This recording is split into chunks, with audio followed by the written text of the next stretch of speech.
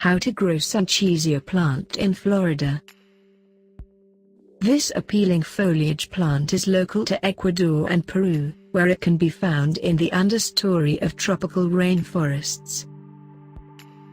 It grows to around 2 meters and has vast, pointed, green leaves with distinctive yellow veins.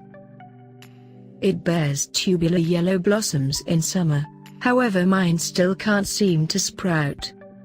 It is an ice-delicate plant yet appears to get by through winter in some Sydney gardens. In chilly atmospheres, it is grown as a nursery plant in a pot and placed outside in summer. It appears to grow best to some extent shade, in the sensible soil, however, will survive a few times of dryness. Keep it on the dry side in winter. It will shrink in full sun on sweltering summer days.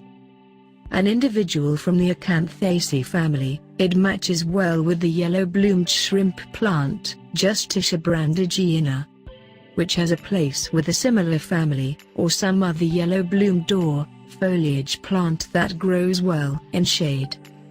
It can be spread from softwood cuttings in spring or semi-ready cuttings in summer. The best time to plant out these sorts of ice-touchy examples is in pre-summer, as opposed to harvesting time, with the goal that they can build up a long time before winter.